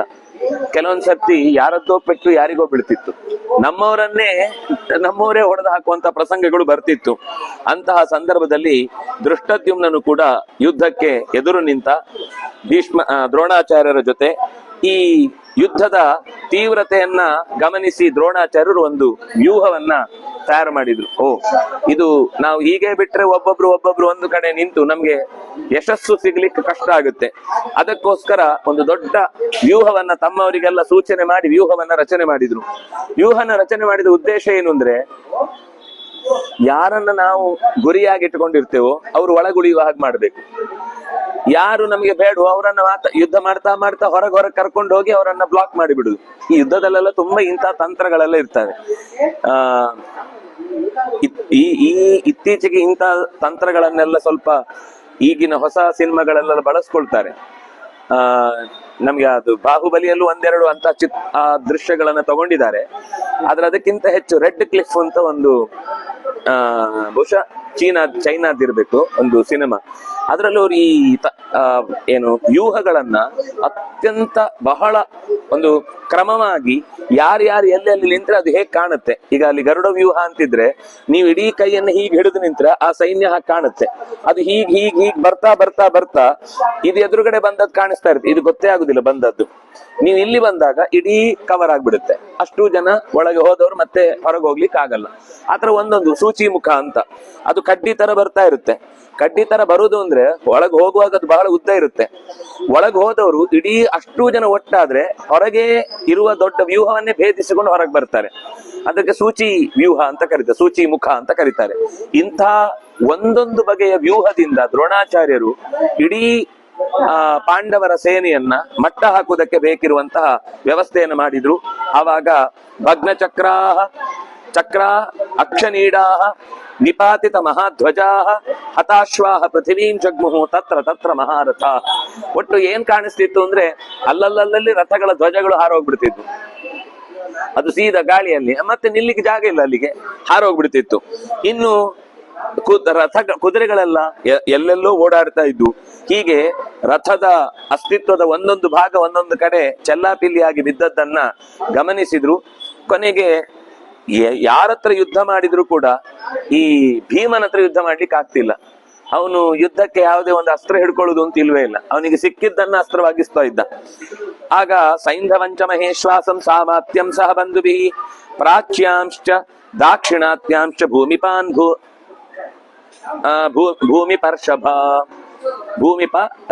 ಭೂಮಿಪರ್ಷಭ ಈ ಅನೇಕ ರಾಜರನ್ನ ಸೈಂಧವ ಮತ್ತೆ ಒಟ್ಟು ಮಾಡಿದ. ಯಾರನ್ನು ಅಂದ್ರೆ ದಾಕ್ಷಿಣಾತ್ಯಾನ್. ನಮ್ಮ ಕರ್ನಾಟಕದವರೆಲ್ಲ ದುರ್ಯೋಧನನ ಪಕ್ಷದಲ್ಲಿ ನಿಂತು ಹೋರಾಡಿದ್ದು. ಪಾಂಡ್ಯರು ಒಬ್ರು ಮಾತ್ರ ಆ ಕಡೆಯಿಂದ ಯುಧಿಷ್ಠಿರನಿಗೆ ಸಹಾಯ ಮಾಡಿದ್ದು, ಚೋಳ ಪಾಂಡ್ಯರು. ಮತ್ತು ಉಳಿದವರು ಹೆಚ್ಚಿನವರೆಲ್ಲ ದಾಕ್ಷಿಣಾತ್ಯರು ದುರ್ಯೋಧನನ ಪರವಾಗಿ ಯುದ್ಧ ಮಾಡಿದ್ದು. ಅಂದ್ರೆ ಟ್ಯಾಕ್ಸ್ ಯಾರಿಗೆ ಕಟ್ತಿದ್ರು ಅವ್ರ ಪರವಾಗಿ ಯುದ್ಧ ಮಾಡ್ಬೇಕು, ಅನಿವಾರ್ಯ, ಆಯ್ಕೆ ಅಂತ ಇರ್ಲಿಲ್ಲ. ಆದ್ರೆ ಸಾಮಾನ್ಯವಾಗಿ ಆ ಒಂದು ಸಂದರ್ಭ ಇಷ್ಟ ಆಗಿಯೋ ಏನೋ ಗೊತ್ತಿಲ್ಲ, ಆ ನಂತರದ ಪೀಳಿಗೆಯಲ್ಲೆಲ್ಲ ದುರ್ಯೋಧನ ಅಂದ್ರೆ ಅವ್ರಿಗೆ ಹೀರೋ. ಕರ್ನಾಟಕದ ಕವಿಗಳಿಗೆಲ್ಲ ಹೆಚ್ಚು ಕಮ್ಮಿ ದುರ್ಯೋಧನ ಅಂದ್ರೆ ಅವ್ರಿಗೆ ರನ್ನನ ಗದಾಯುದ್ಧ ಅಥವಾ ಯಾವುದನ್ನು ನಾವು ಗಮನಿಸಿದ್ರು ಅದರಲ್ಲಿ ಎಲ್ಲ ಕಡೆಯಲ್ಲೂ ಕೂಡ ಪಂಪ ಭಾರತ ಎಲ್ಲ ಕಡೆ ಗಮನಿಸಿದ್ರು ದುರ್ಯೋಧನನನ್ನು ಒಂದು ಸ್ವಲ್ಪ ಮುಂದಿಟ್ಟು ಮಾತಾಡುದು. ಕುಮಾರವ್ಯಾಸ ಭಾರತ ಮಾತ್ರ ಕೃಷ್ಣನನ್ನ ಪ್ರಧಾನವನ್ನಾಗಿಸಿ ಕೃಷ್ಣನನ್ನ ಪ್ರಧಾನವನ್ನಾಗಿಸಿ ಆ ಕಥೆಯನ್ನ ಬರೆದದ್ದನ್ನು ನಾವು ನೋಡ್ತೇವೆ. ಹೀಗೆ ಯುದ್ಧದ ತೀವ್ರತೆ ಹೆಚ್ಚಿತು. ಪುತ್ರಂತೆ ಚ ಮಹಾಶ್ವಾಸಂ ದುರ್ಯೋಧನಮರ್ಷಣಂ ದುಸ್ಸಹಂ ಚೈವ ಸಮರೇ ಭೀಮಸೇನೋಭ್ಯವರ್ಷತ. ಭೀಮಸೇನ ನಿನ್ನ ಮಗನಾದ ದುರ್ಯೋಧನನನ್ನು ಎದುರುಗೊಂಡು, ದುಸ್ಸಹ ಅಂತ ಒಬ್ಬ ಮಗ ಇದ್ದ, ಅದು ದುರ್ಯೋಧನನ ತಮ್ಮ. ಅವನು ಭೀಮಸೇನನಿಂದ ಪೆಟ್ಟು ತಿಂದು ಅವನು ನಜ್ಜುಗುಜ್ಜಾಗಿ ಹೋದ. ಅವನಿಗೆ ಎಲ್ಲಿಗೆ ಓಡುದು ಅಂತ ಗೊತ್ತಾಗ್ಲಿಲ್ಲ. ಯಾವ ದಿಕ್ಕಿಗೆ ಓಡಿದ್ರು ಭೀಮಸೇನ ಅಲ್ಲಿ ಕವರ್ ಮಾಡಿಬಿಟ್ಟಿದ್ದಾನೆ, ಯಾವ ಕಡೆಯಿಂದನೂ ತಪ್ಪಿಸಿಕೊಳ್ಳಿಕ್ಕೆ ಆಗುದಿಲ್ಲ. ಅದೇ ಹೊತ್ತಿಗೆ ಶಕುನಿ ನಾನು ದುರ್ಯೋಧನನಿಗೆ ರಕ್ಷಣೆಗೆ ಬರ್ತೇನೆ ಅಂತ ನಿಂತ. ಅಷ್ಟೊತ್ತಿಗೆ ಸಹದೇವಸ್ತು ಶಕುನಿಂ ಉಲೂಕಂಚ ಮಹಾರಥಂ ಪಿತಾ ಪುತ್ರೋ ಮಹೇಶ್ವಾಸವು ಅಭ್ಯವರ್ತತ ದುರ್ಜಯವು. ಆಗ ಶಕುನಿ ದುರ್ಯೋಧನನಿಗೆ ಕವರ್ ಮಾಡ್ಲಿಕ್ಕೆ ಹೋದ್ರೆ ನಕುಲ ಮತ್ತು ಸಹದೇವ ಶಕುನಿಯನ್ನ ಕವರ್ ಮಾಡಿದ್ರು. ಅವ್ರು ಮೊದ್ಲೇ ಪ್ರತಿಜ್ಞೆನೂ ಮಾಡಿದ್ರು, ಇವನನ್ನ ನಾವು ಕೊಲ್ತೇವೆ ಅಂತ, ಶಕುನಿಯನ್ನ ನಾವು ಉಳಿಸಲ್ಲ ಅಂತ. ಆದ್ರೆ ಸಂದರ್ಭ ಬಂದಾಗ ಒಂದ್ ಸರ್ತಿ ಚಚ್ಚಬೇಕು, ಅದಕ್ಕೆ ಸರಿಯಾಗಿ ಯುದ್ಧ ಮಾಡಿದ್ರು. ಯುಧಿಷ್ಠಿರೋ ಗಜಾನೀಕಂ ಮಹಾರಾಜ ಮಹಾರಥ ಸಮವರ್ತತ ಸಂಗ್ರಾಮೇ ಪುತ್ರೇಣ ನಿಕೃತಸ್ತವ. ಯುಧಿಷ್ಠಿರನ ಜೊತೆಗೆ ದುರ್ಯೋಧನ ಎದುರಾದ ಮತ್ತೆ ಮಧ್ಯದಲ್ಲಿ. ಅದೇನು ಅಂದ್ರೆ ಕವರ್ ಆಗ್ತಾ ಇರುತ್ತೆ ಮತ್ತೆ ಯುದ್ಧ ಆಗ್ತಾ ಇರುತ್ತೆ, ಮತ್ತೆ ಕವರ್ ಆಗುತ್ತೆ ಮತ್ತೆ ಯುದ್ಧ ಆಗುತ್ತೆ. ಆದ್ರೆ ಯುಧಿಷ್ಠಿರನಿಗೆ ಸ್ವಲ್ಪ ಪೆಟ್ಟು ಚೆನ್ನಾಗಿ ಬಿತ್ತು. ದುರ್ಯೋಧನನ ಏಟಿಗೆ ನಿಕೃತ ಪುತ್ರೇಣ ನಿಕೃತ, ಪುತ್ರ ನಿನ್ನ ಮಗನಾದಂತಹ ದುರ್ಯೋಧನಿಂದ ಪೆಟ್ಟು ತಿಂದ, ಗಾಯಗೊಂಡ. ಮಾದ್ರಿ ಪುತ್ರಸ್ತು ನಕುಲಃ ಶೂರ ಸಂಕ್ರಂದನೋ ಯುಧಿ ತ್ರಿಗರ್ತಾನಾಂ ಬಲೈ ಸಾರ್ಧಂ ಸಮಸಜ್ಜತ ಪಾಂಡವ. ಆಗ ತಕ್ಷಣ ಮಾದ್ರಿ ಪುತ್ರನಾದವನು ನಕುಲ ಯುಧಿಷ್ಠಿರನಿಗೆ ಸಪೋರ್ಟ್ ಮಾಡ್ತಾ ಇದ್ದಕ್ಕಿದ್ದಂತೆ ತ್ರಿಗರ್ತರ ಬಲವನ್ನ ಸ್ವೀಕರಿಸಿ ಅವನನ್ನು ಕರ್ಕೊಂಡು ಆಚೆಗೆ ಹೋದ, ಅಂದ್ರೆ ಬೇರೆ ಕಡೆಗೆ ಹೋದ. ಆಗ ತಕ್ಷಣ ಸಾಲ್ವ ಬಂದ. ಸಾಲ್ವ ಈ ಯುದ್ಧದಲ್ಲಿ ಅತ್ಯಂತ ಬಹಳ ಅವನಿಗೆ ಕೋಪ ಇತ್ತು. ಸಹಜವಾಗಿ ಮೊದಲಿಂದ ಕೋಪ ಇತ್ತು. ಇವರಪ್ಪನನ್ನ ಕೊಂದಿದ್ದ ಕೃಷ್ಣ, ಅದಕ್ಕೋಸ್ಕರ ಅವರ ಮೇಲೆ ಸಿಟ್ಟು ಸೇಡ್ ತೀರಿಸ್ಕೊಳ್ಳಿಕ್ಕೋಸ್ಕರ ದುರ್ಯೋಧನನಿಗೆ ಸಪೋರ್ಟ್ ಮಾಡಿದ್ದ. ಅಂದ್ರೆ ಹೇಗಿದ್ರು ಜರಾಸಂಧನ ಪಕ್ಷವೇ ಇದ್ದದ್ದು. ಈ ಕೃಷ್ಣನಿಗೆ ಯಾರಿದ್ದಾನೋ ಅದ್ರ ವಿರುದ್ಧ ನಿಲ್ಬೇಕು ಅಂತ ಅವನು ಬಂದ. ಹೀಗೆ ಯುದ್ಧದ ತೀವ್ರತೆ ಹೆಚ್ಚುವ ಸಂದರ್ಭದಲ್ಲಿ ಒಂದು ಉದಾಹರಣೆ ಕೊಡ್ತಾರೆ. ಹೇಗೆ ಅಂದ್ರೆ ಎಲ್ಲ ಕಡೆಯಿಂದನೂ ಆಗ್ಲೇ ಹೇಳಿದೆ ನಾನು, ಭೀಮನನ್ನ ಮುಖ್ಯವಾಗಿರಿಸಿಕೊಂಡು ಗುರಿಯಾಗಿರಿಸಿಕೊಂಡು ಎಲ್ಲರೂ ಒಂದು ದಿಕ್ಕಿಗೆ ಸೇರಿದಾಗ ರಥಸಂಗಾಹ ನರವ್ಯಾಘ್ರಾಹ ಸಮಯಾಂತಶ್ಚ ಸಂಯುಗೆ ವಿರೇಜು ಸಮರೇ ರಾಜನ್ ಗ್ರಹ ಇವನಭಸ್ಥಲೆ. ಎಲ್ಲ ಗ್ರಹಗಳು ಆಕಾಶದಲ್ಲಿ ಹೇಗೆ ತಿರುಗುವಾಗ ಒಂದು ಸೂರ್ಯ ಕೇಂದ್ರಿತವಾಗಿ ಅಂತ ಚಿಂತಿಸಿದಾಗ ಮಧ್ಯದಲ್ಲಿರುತ್ತೋ ಹಾಗೆ ಇವನು ಒಬ್ಬನೇ ಇದ್ದಾನೆ. ಸುತ್ತಲಿನ ಎಲ್ಲ ಗ್ರಹಗಳು ಅಲ್ಲಿ ಅದ್ರ ಪಾಡಿಗೆ ಓಡಾಡ್ರಿ, ಇದು ಇವನ ಸುತ್ತ ದಾಳಿ ಮಾಡುವುದಕ್ಕೋಸ್ಕರ ತಿರುಗಿ ನಿಂತಿದೆ. ಅಂತಹ ಸಂದರ್ಭದಲ್ಲಿ ನ್ಯಹನತ್ ಪಾಂಡವೀಂ ಸೇನಾಂ ಆಸುರೀಂ ಏವ ವೃತ್ರಃ ತೇ ವಧ್ಯಮಾನ ಭೀಷ್ಮೇಣ ಪಾಂಚಾಲ ಸೋಮಕೈ ಸಹ. ಇನ್ನೊಂದು ಕಡೆಯಿಂದ ಭೀಷ್ಮಾಚಾರ್ಯರು ಅವರು ಗರ್ಜಿಸ್ತಾ ಇದ್ದಾರೆ. ಗರ್ಜಿಸಿ ಪಾಂಡವರ ಸೇನೆಯನ್ನ ಹೇಗೆ ಹಿಂದೆ ವೃತ್ರ ಅಸುರ ದೇವತೆಗಳ ಸೇನೆಯನ್ನ ನಿರಾಕರಣೆ ಮಾಡಿ ಓಡಿಸಿದ್ನೋ ಹಾಗೆ ಪಾಂಡವರ ಸೇನೆಯ ಮೇಲೆ ಇದ್ದಕ್ಕಿದ್ದಂತೆ ಪೂರ್ತಿ ಬಲವಾದ ದಾಳಿಯನ್ನ ಭೀಷ್ಮಾಚಾರ್ಯರು ಮಾಡಿದ್ರು. ಇತ್ತ ಒಂದು ಕಡೆಯಿಂದ ಭೀಮನ ತೀವ್ರವಾದ ಯುದ್ಧ ನಡೀತಾ ಇತ್ತು. ಕಾಣ್ಲೇ ಇಲ್ಲ ಭೀಮ ಎಲ್ಲಿದ್ದಾನೆ ಅಂತ ಕಾಣ್ಲಿಲ್ಲ. ಅವನ ಸೇನೆಯ ಅಂದ್ರೆ ರಥವನ್ನ ನಡೆಸುವ ಒಬ್ಬ ವಿಶೋಕ ಅಂತ ಅವನ ಹೆಸರು. ಈ ವಿಶೋಕ ಯಾರು ಅಂದ್ರೆ ತ್ರಿವಕ್ರೆಯ ಮಗ. ತ್ರಿವಕ್ರ ಅಂತಂದ್ರೆ ಕಂಸನ ಆಶ್ರಯಕ್ಕೆ ಹೋದಾಗ ಗಂಧವನ್ನ ತೆಯ್ತಾ ಇದ್ದವಳು, ಕೃಷ್ಣನಿಗೆ ತನ್ನನ್ನು ಸಮರ್ಪಿಸಿಕೊಂಡವಳು, ಗಂಧವನ್ನ ಕೊಟ್ಟು. ಅವಳ ಮಗ ಈ ವಿಶೋಕ, ಅಂದ್ರೆ ಕೃಷ್ಣನಿಗೆ ಮಗ. ಅವನು ಭೀಮನ ರಥವನ್ನ ನಡೆಸ್ತಾ ಇದ್ದ. ರಥವನ್ನ ಕರ್ಕೊಂಡು ಭೀಮಸೇನ ಹೊರಡು ಹೊರಡು ಹೊರಡು ಅಂತ ಕರ್ಕೊಂಡು ಹೋದ. ಒಳಗೆ ಎಲ್ಲೋ ಹೋದ ಅಂತ ಕಾಣಿಸ್ಲಿಲ್ಲ. ಇತ್ತ ದುರ್ಯೋಧನನ ಮಗ ಲಕ್ಷಣ ಅಂತ ಅವನ ಹೆಸರು. ಇಲ್ಲಿ ಕೆಲವು ಕಡೆ ಲಕ್ಷ್ಮಣ ಅಂತ ಹೇಳ್ತಾರೆ, ಅದು ಲಕ್ಷ್ಮಣ ಅಲ್ಲ, ಲಕ್ಷಣ. ಲಕ್ಷ್ಮಣ ನಮಗೆ ರಾಮಾಯಣದ ಕಥೆಯಲ್ಲಿ ಇಲ್ಲಿ ಬರುವವನು ಲಕ್ಷಣ. ಲಕ್ಷಣ ಅಭ್ಯಪತ್ತೂರ್ಣಂ ಸಾತ್ವತೀ ಪುತ್ರ ಮಾಹವೇ. ಯಾವಾಗ್ಲೂ ಸಮಸ್ಕಂದರಲ್ಲೇ ಸ್ವಲ್ಪ ಗಲಾಟೆ ಜಾಸ್ತಿ. ಅವ್ರೇನು ಅಂದ್ರೆ ಅವನಿಗೆ ಯಾವಾಗ್ಲೂ ಅಭಿಮನ್ಯು ಸಿಗುದು ಲಕ್ಷಣನಿಗೆ. ಅಂದ್ರೆ ಅವರೆಲ್ಲ ಒಂದು ಏಜಿನವರು, ಸಾಮ್ಯ ಇತ್ತು. ಹಾಗಾಗಿ ದೊಡ್ಡವರು ದೊಡ್ಡವರ ಹತ್ರ ಯುದ್ಧ, ಚಿಕ್ಕವರು ಚಿಕ್ಕವರ ಹತ್ರ ಯುದ್ಧ ಅಂತ ಇದ್ದ ಹಾಗೆ ಇವ್ರನ್ ಕಂಡ್ರೆ ಇವನಿಗೆ ಬಹಳ ಕೋಪ. ಹಾಗಾಗಿ ಆ ಕೋಪದಿಂದ ಅಭಿಮನ್ಯಸ್ತು ಸಂಕ್ರುದ್ಧ ಲಕ್ಷಣಂ ಶುಭ ಲಕ್ಷಣಂ ವಿವ್ಯಾದ ನಿಶಿತೈ ಪಂಕ್ತಿ ಸಾರಥಿಂಚ ತ್ರಿಭಿಶರೈ. 3 ಬಾಣಗಳನ್ನ ಗುರಿ ಹಿಡಿದು ಒಂದರಿಂದ ಸಾರಥಿಯನ್ನು, ಇನ್ನೊಂದರಿಂದ ಧ್ವಜವನ್ನು, ಮತ್ತೊಂದರಿಂದ ಲಕ್ಷ್ಮಣನ ಕೈಯಲ್ಲಿದ್ದಂತಹ ಧನುಸ್ಸನ್ನು ಮುರಿದು ಹಾಕಿದ. ಹೀಗೆ ಅವನ ಕೈ ತಪ್ಪಿ ಹೋದಂತಹ ಕುದುರೆಗಳು ಅವನ ರಥವನ್ನು ಎಲ್ಲೆಲ್ಲೋ ಎಳ್ಕೊಂಡು ಹೋಯಿತು. ಆಗ ಕಂಗಾಲಾಗಿ ಅವನಿಗೆ ತಕ್ಷಣವೇ ತನ್ನ ಮನಸ್ಸಿನಲ್ಲಿದ್ದ ಶಕ್ತಿ ಅಂತನ್ನುವಂತಹ ಆಯುಧವನ್ನ ಅಭಿಮಂತ್ರಿಸಿ ಸೌಭದ್ರನ ರಥದ ಮೇಲೆ ಎಸೆದ. ಅಂದ್ರೆ ಅಭಿಮನ್ಯುವಿನ ರಥದ ಮೇಲೆ ಎಸೆದ. ಇದು ತನ್ನ ಮೇಲೆ ಬಿದ್ದಾಗ ಖಂಡಿತ ತನ್ನ ರಥ ನುಚ್ಚು ನೂರಾಗುತ್ತೆ ಅಂತ ಅರ್ಥ ಆಗಿ ತಕ್ಷಣವೇ ತಾನೇ ತನ್ನ ರಥದಿಂದ ಹಾರಿಬಿಟ್ಟ. ಕುದುರೆಯನ್ನು ಬಿಚ್ಚಿ ಸಾರಥಿಯನ್ನ ಹೊರಗೆ ದಬ್ಬಿ ತಾನು ರಥದಿಂದ ಹಾರಿದ. ಯಾಕೆಂದ್ರೆ ಅದನ್ನ ಎದುರಿಸುವಷ್ಟು ಟೈಮ್ ಇಲ್ಲ ಈಗ. ತಕ್ಷಣವೇ ಹಾರಿ ಮತ್ತೊಂದು ಬಾಣವನ್ನ ಹೂಡಿ ಅಂದ್ರೆ ಅದೇನಾಗುತ್ತೆ ಅಂದ್ರೆ ಇದೆಲ್ಲ ಮೊದ್ಲೇ ಅವರಿಗೆ ಟ್ರೈನಿಂಗ್ ಇರುತ್ತೆ. ಒಬ್ಬ ಯಾರೋ ರಥ ತೊಂದರೆ ಆಯ್ತು, ಕೆಳಕ್ಕೆ ಹಾರ್ತಾ ಇದ್ದಾನೆ ಅಂತ ಗೊತ್ತಾದಾಗ ಅವನಿಗೆ ಕಾವಲಿಗೆ ಇನ್ನೊಂದು ರಥ ಇರುತ್ತೆ. ತಕ್ಷಣವೇ ಮತ್ತೊಂದು ರಥ ಬರುತ್ತೆ ಅಲ್ಲಿಗೆ. ಅವರು ಯಾರು ವೀರ ಯೋಧರು ಇರ್ತಾರೆ ಅವರಲ್ಲಿ ಪಕ್ಕದಲ್ಲಿ ಅವರಿಗೆ ಸಹಾಯಕ್ಕೆ ಅಂತ ರಥವನ್ನ ಚಾಲು ಇಟ್ಟಿರ್ತಾರೆ. ಒಂದೋ ಕುದುರೆ, ಒಂದೋ ರಥ, ಯಾವುದೋ ಒಂದು ತಕ್ಷಣಕ್ಕೆ ಅವರಿಗೆ ಸಹಾಯಕಲ್ಲಿ ಬರುತ್ತೆ. ಹಾಗೆ ಅವನು ಕೆಳಕ್ಕೆ ಹಾರಿದ ತಕ್ಷಣವೇ ಮತ್ತೊಂದು ರಥವನ್ನ ತತಃ ಸ್ವರಥಮಾರೋಪ್ಯ ಲಕ್ಷಣಂ ಗೌತಮ ಸದಾ ಅಪೋವಾಹ ರಥೇನಾಜೋ ಸರ್ವ ಸೈನ್ಯಸ್ಯ ಪಶ್ಯತಃ. ಹಾರಿ ಅವನು ತನ್ನ ಬಾಣದಿಂದ ಅಭಿಮನ್ಯು ಬಿದ್ದು ಅವಳ ಕೈಕಾಲು ಗಾಯ ಮಾಡಿಕೊಂಡ ಅಂತ ಅವನು ಯೋಚನೆ ಮಾಡುವಷ್ಟರಲ್ಲಿ ವಾಪಸ್ಸು ಹೊಡೆದು ಬಿಟ್ಟ ಲಕ್ಷ್ಮಣನಿಗೆ. ಅದರಿಂದ ಅವನ ತಲೆ ಸುತ್ತು ಬಂದು ಬಿದ್ದಾಗ ಕೂಡ್ಲೆ ಕೃಪಾಚಾರ್ಯರು ಬಂದು ಅವನನ್ನ ತನ್ನ ರಥದಲ್ಲಿ ಹಾಕೊಂಡು ವಾಪಸ್ಸು ಶಿಬಿರದ ಹತ್ರ ಕರ್ಕೊಂಡು ಹೋಗ್ಬಿಟ್ರು. ಅಂದ್ರೆ ಇದು ಮತ್ತೆ ಅವರಲ್ಲಿರುವ ಒಂದು ಸಹಕಾರ, ಪರಸ್ಪರ ಸಹಕಾರ.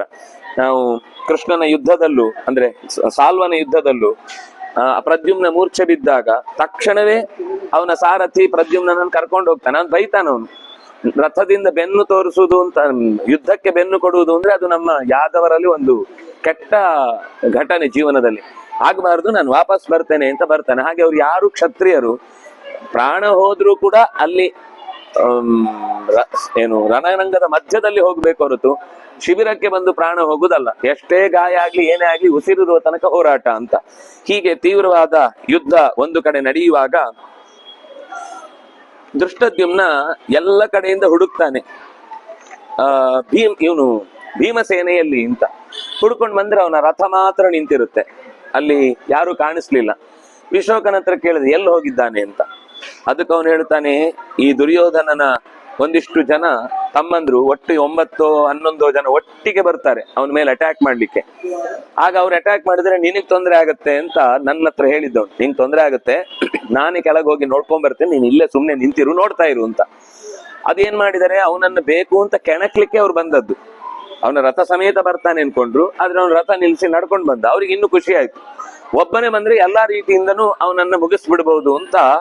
ಎಷ್ಟು ಅಂದ್ರೆ 10,000 ರಥವನ್ನ ಒಟ್ಟಿಗೆ ತಗೊಂಡು ಬಂದಿದ್ದಾರೆ. ಅವನಿಗೆ ಅದು ಹೊರಮುಖದಲ್ಲಿ ಎಷ್ಟು ಸೈನ್ಯ ಇದೆ ಗೊತ್ತಿಲ್ಲ. ಅವನನ್ನು ಸುಮ್ನೆ ಈ ತುಳುವಲ್ಲಿ ಒಂದು ನೋಚೋಪಣ ಅಂತಾರೆ, ಅವನಿಗೆ ಸುಮ್ನೆ ಆಸೆ ಪಡಿಸುದು, ಕರೆಸುದು ಅಂತ. ಕರೆದು ಒಳಗೆ ಕರ್ಕೊಂಡು ಹೋದ್ರೆ ಹೊರಗಿನಿಂದ ಪೂರ್ತಿ ದೊಡ್ಡ ಆವರಣ ಮಾಡಿಬಿಟ್ಟಿದ್ದಾರೆ. ಆವರಣದಲ್ಲಿ ಅವನನ್ನ ಒಳಕ್ಕೆ ಸೇರಿಸಿ ಬಿಟ್ಟಿದ್ದಾರೆ. ದುರ್ಯೋಧನ ತನ್ನ ತಮ್ಮಂದಿರ ಜೊತೆಗೆ ಸೇರಿಕೊಂಡು ಒಟ್ಟಿಗೆ ಅವನ ಮೇಲೆ ಇವತ್ತು ಮುಗಿಸ್ಬೇಕು. ಅವನಿಗೆ ಒಂದು 3 ಕೋಟಿ ಮಂತ್ರದ ಉಪದೇಶ ಇತ್ತು ದುರ್ವಾಸ ಮೊದಲಾದ ಅನೇಕ ಮುನಿಗಳಿಂದ.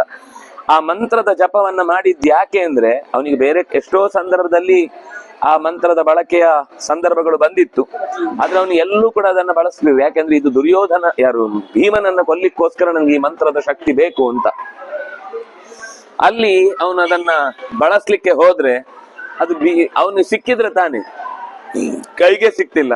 ಅಷ್ಟೂ ಜನರ ಮೇಲೆ ಒಟ್ಟಿಗೆ ಯುದ್ಧದ ರಥಗಳು ಅಡ್ಡ ಬೀಳುದು ಮಾತ್ರ ಕಾಣಿಸ್ತಾ ಇದೆ. ರಥ ಹೀಗೆ ಹೋಗ್ತಾ ಇರುದು ಒಂದೇ ಸರ್ತಿ ಮಗುಚಿ ಕೆಳಗ್ ಬೀಳ್ತಾ ಇರುತ್ತೆ. ಈ ಕುದುರೆಗಳಂದ್ರೆ ಅಡ್ಡ ಬಿದ್ರು ಅದು ಎಳ್ಕೊಂಡು ಹೋಗ್ತಾನೆ ಇದೆ. ಇವರು ಅಡ್ಡ ಬಿದ್ದ ರಥದ ಚಕ್ರದ ಮೇಲೆ ನಿಂತ್ಕೊಂಡಿದ್ದಾರೆ ತಪ್ಪಿಸ್ಕೊಳ್ಲಿಕ್ಕೆ, ಅದರ ಮೇಲೆ ಇದ್ದ ರಥಿಕರು. ಅಷ್ಟರಲ್ಲಿ ಇನ್ನೊಂದು ರಥವನ್ನ ತೆಗೆದು ಅದರ ಮೇಲೆ ಎಸೆದ್ರೆ 2 ರಥ ಪುಡಿಯಾಗಿ ಇವರೆಲ್ಲ ವೀರರು ಕೆಳಕ್ಕೆ ಹಾರ್ತಿದ್ರು. ಹೀಗೆ 10,000 ರಥಿಕರ ಅಷ್ಟೂ ಯುದ್ಧದ ವೇಗವನ್ನ ಸಹಿಸಿ ಒಬ್ಬನೇ ನಿಂತು ಹೋರಾಡ್ತಾ ಇದ್ದಾನೆ. ಒಂದ್ರ ಮೇಲೆ ಎಳಿತಾ ಇದ್ದಾನೆ. ದೃಷ್ಟದ್ಯುಮ್ನ ಒಳಗೆ ನುಗ್ಗುತ್ತಾನೆ. ಆಗ ಅವನು ಕೆಲವು ಮಾತುಗಳನ್ನು ಹೇಳ್ತಾನೆ. ನಾನು ಆಸಸಾದ ತಥೋ ವೀರ ಸರ್ವಾನ್ ದುರ್ಯೋಧನಾನುಜಾನ್. ಯಾರೆಲ್ಲ ಅವರೆಲ್ಲ ಅಲ್ಲಿ ಭೀಮನ ಮೇಲೆ ಯುದ್ಧ ಮಾಡಿದವರು ಅಂದ್ರೆ ದುಶಾಸನಂ ದುರ್ವಿಷಹಂ ದುಸ್ಸಹಂ ದುರ್ಮದಂ ಜಯಂ ಜಯತ್ಸೇನಂ ವಿಕರಣಂಚ ಚಿತ್ರಸೇನಂ ಸುದರ್ಶನಂ ಚಾರುಮಿತ್ರಂ ಸುಪರ್ವಾಡಂ ದುಷ್ಕರಣಂ ಕರ್ಣಮೇವಚ. ಈ ಕರ್ಣ ಅಲ್ಲ, ಅವನ ತಮ್ಮ ಒಬ್ಬ ಕರ್ಣ ಇದ್ದಾನೆ. ಕರ್ಣ ಈ ಭೀಷ್ಮ ಬಿದ್ದ ಮೇಲೆ ಬರುದು. ಇವನು ಕುಂತಿ ಸುತ ಕರ್ಣ ಅಲ್ಲ, ಇನ್ನೊಬ್ಬ ಕರ್ಣ.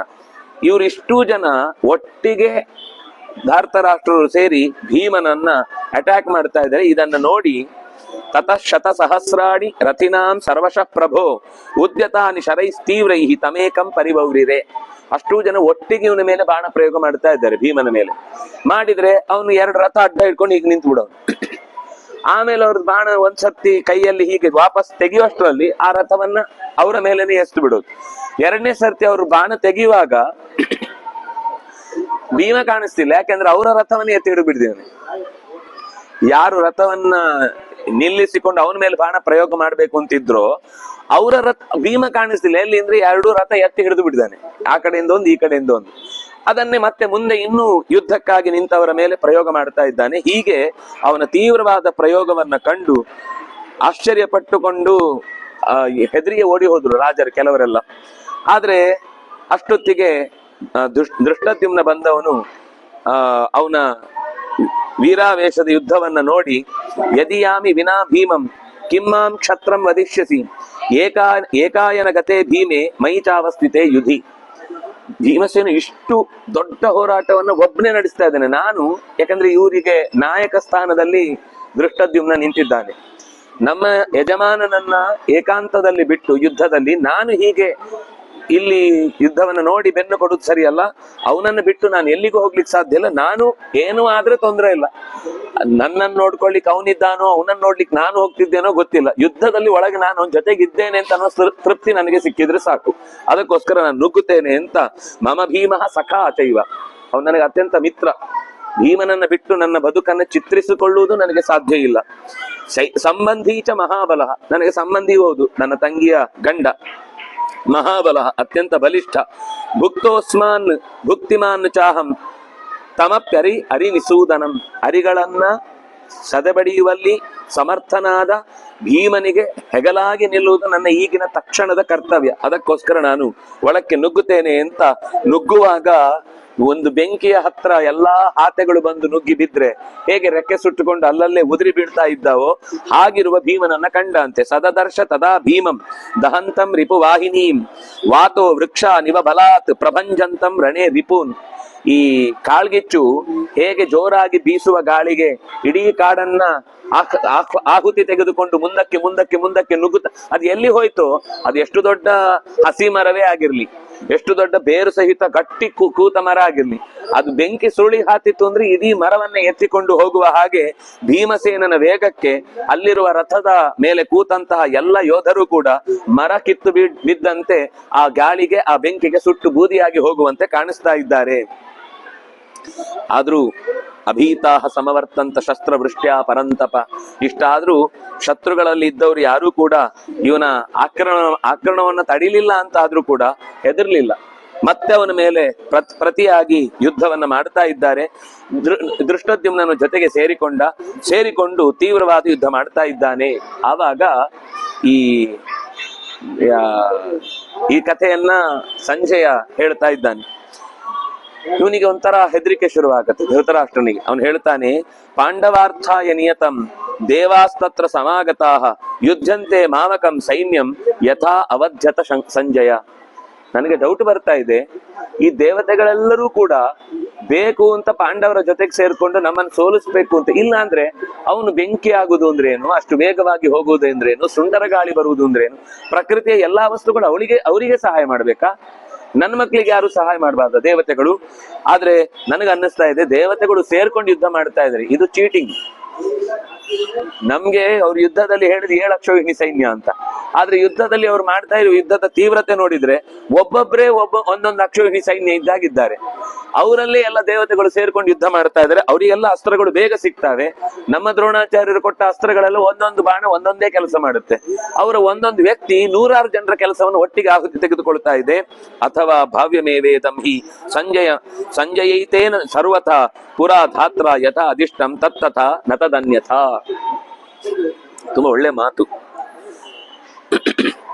ಸಂಜಯ, ಏನಾಗ್ಬೇಕೋ ಅದೇ ಆಗ್ತಿದೆ ಅಂತ ಅನ್ನಿಸ್ತಿದೆ. ಭಾವ್ಯಮೇವ, ಯಾವ್ದು ನಡಿಬೇಕೋ ಅದ್ ನಡೀತಾ ಇದೆ.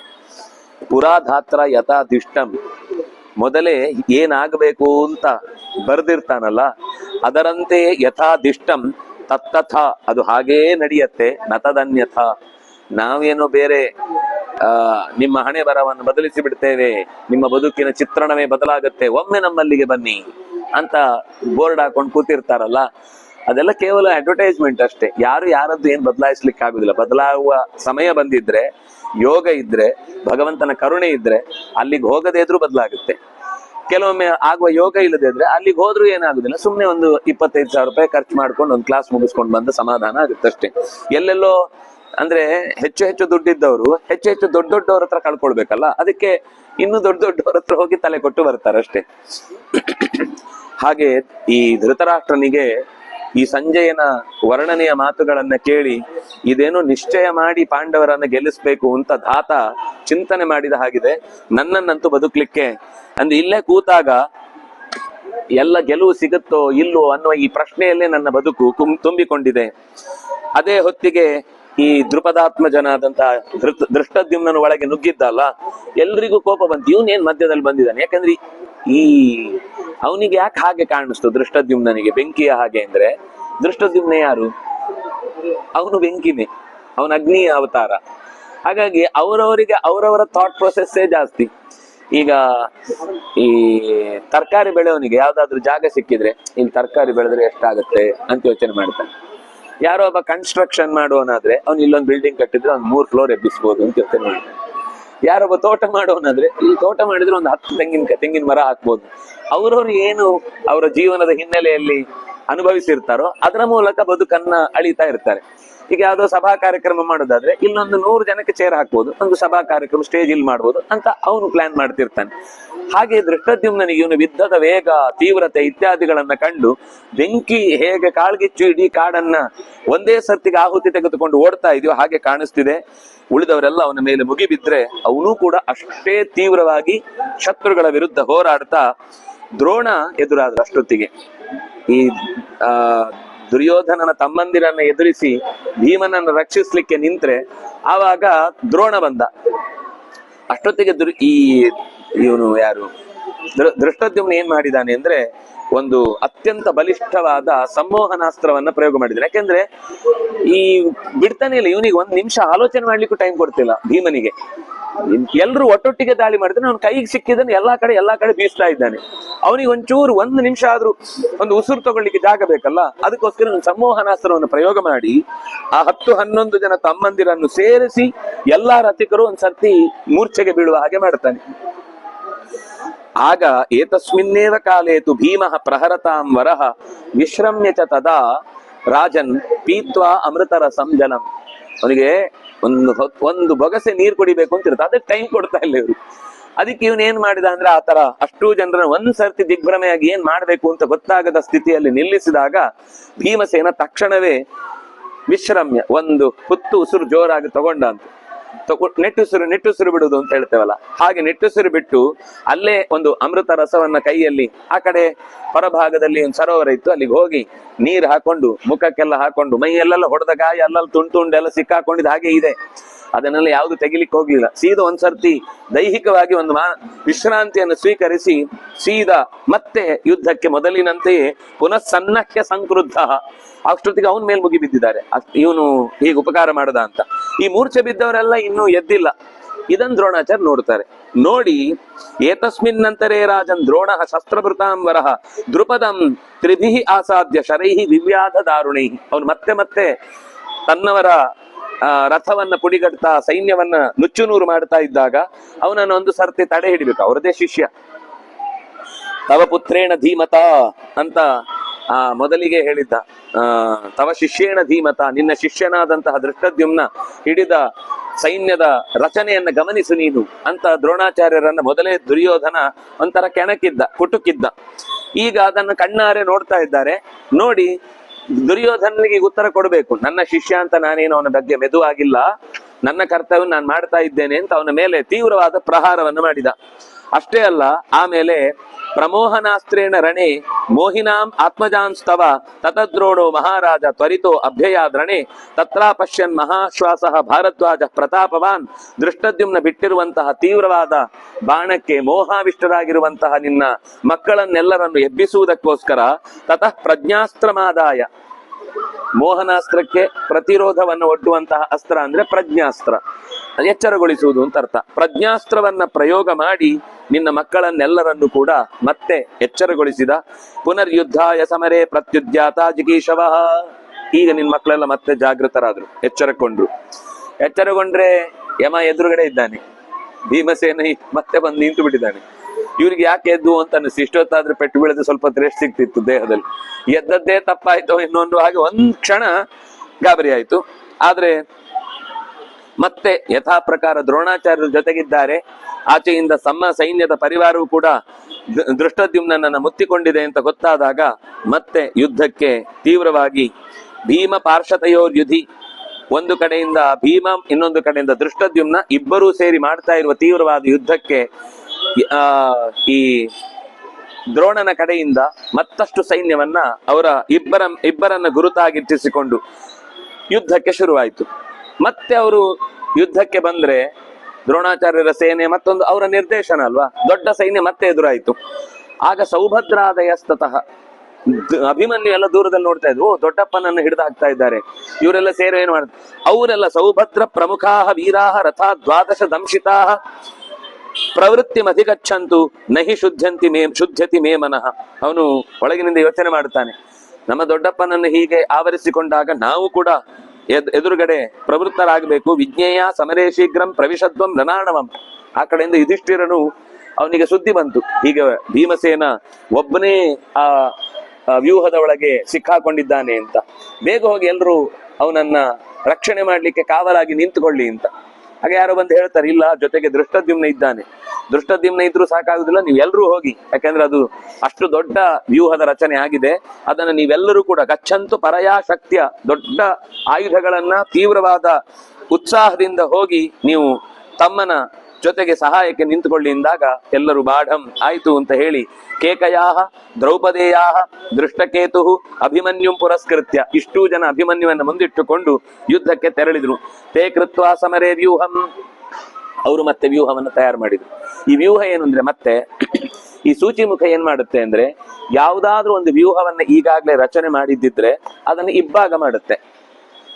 ಒಂದು ವ್ಯೂಹದ ಒಳಗೆ ಇದು ನುಗ್ಗುತ್ತೆ, ಸೂಚಿಮುಖ ಅಂದ್ರೆ ಸೂಜಿಯ ಹಾಗೆ ಒಳಗೆ ಹೋಗುತ್ತೆ, ಒಳಗೋದ್ಮೇಲೆ ಅಗಲಾಗುತ್ತೆ.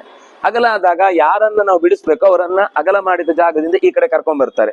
ಮತ್ತೆ ವಾಪಸ್ ಹಿಂದಕ್ಕೆ ಸರಿದ್ರೆ ಅವಾಗ ಅವರು ಯಾರನ್ನ ಗುರಿಯಾಗಿ ಇಟ್ಕೊಂಡಿದ್ರು ಅದು ಕೈ ತಪ್ಪಿ ಹೋಗುತ್ತೆ ಅವರಿಗೆ.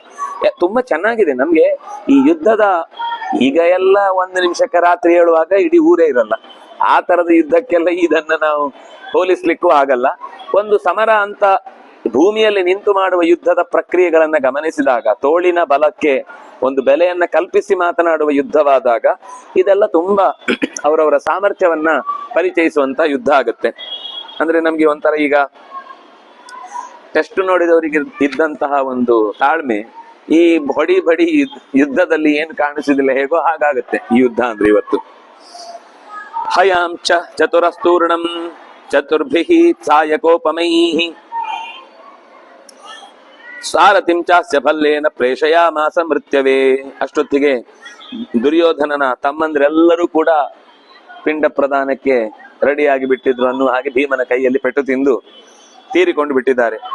ಅನ್ಯಾಂಶ್ಚ ಶತಶಃ, ಇನ್ನು ಇವರಷ್ಟೇ ಅಲ್ಲ, ಇನ್ನು ಅನೇಕ ರಥಿಗಳನ್ನೆಲ್ಲ ಭೀಮಸೇನ ಒಬ್ಬನೇ ಒಂದು ಕಡೆಯಿಂದ ನಾಶ ಮಾಡ್ತಾನೆ ಇದ್ದಾನೆ.